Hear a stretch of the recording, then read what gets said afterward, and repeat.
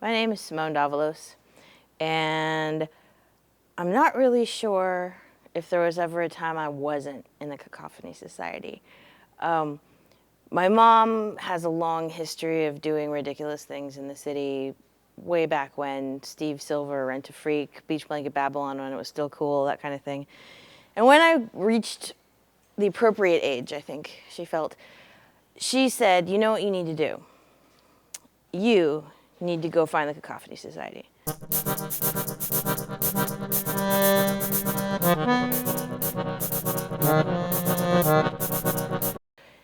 Flash forward a few years. I'm a young teen in the city, filled with ennui and sadness and punk rocker gothitude, and I'd go to punk rock shows with my friends, and we'd have what passed for fun, which was mostly kind of standing around going, oh my gosh, we're so bored, and I'm more bored than you, therefore I'm cooler.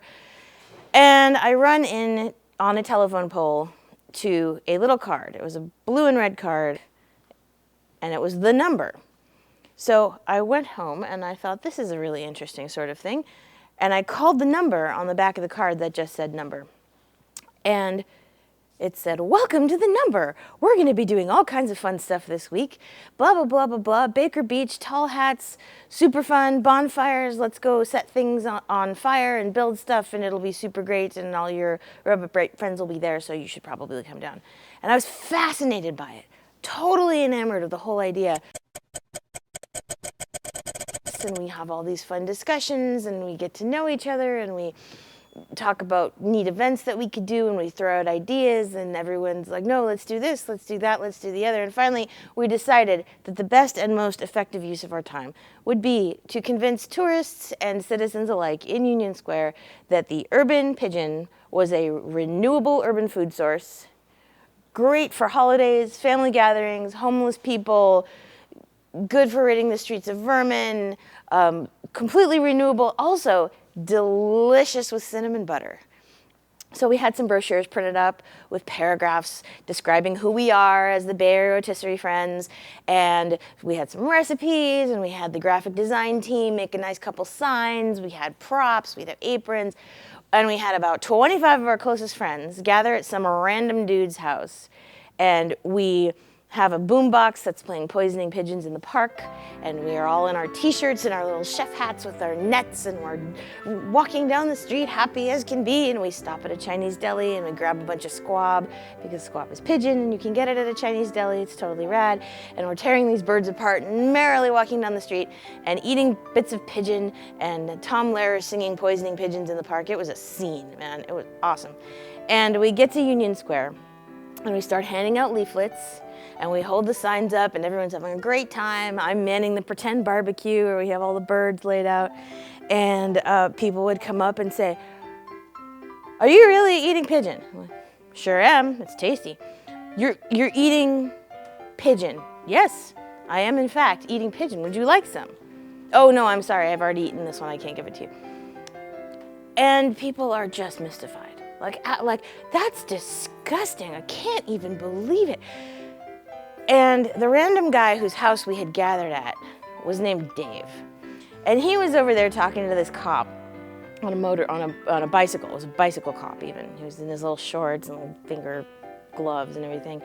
And he's talking to the cop, and the cop kind of shakes his head and then rides off. And Dave comes over and says, yeah, I gave that cop a flyer. And I said, well, what did he say? And Dave said, well, he said, you're gonna get in trouble. And we never saw that cop again, so I don't know if he called his friends or what, but it ended up Parks and Rec, Animal Control, the Sheriff's Office, the regular police, and the Health Department.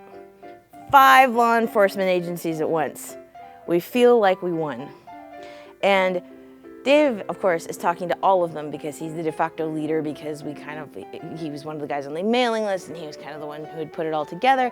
And he's standing there, and I have a photo somewhere of him standing there with his hands in front of him like this, looking very serious. Yes, sir, no, sir, talking to every single law enforcement person that had turned up, and some of them were more livid than others. Like Animal Control were losing their minds, and the sheriff was just, I don't even know why I'm here.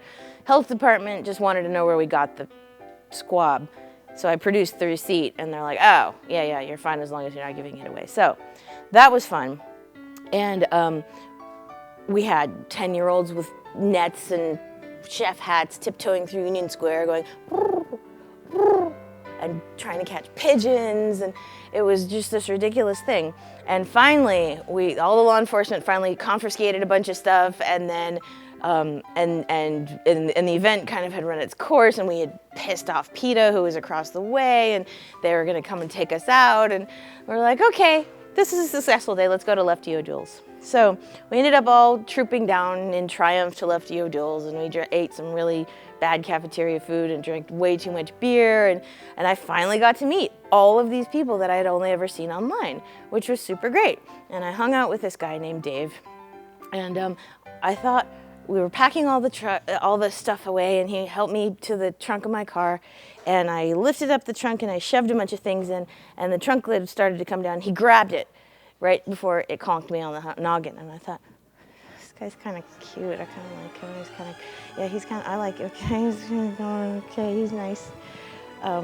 And I gave him a hug, and I went off to Europe to live with my fiance, and he went off with his girlfriend, and it was a shame. But a couple years after that, we ended up getting hitched. So thanks, Cacophony. That was rad.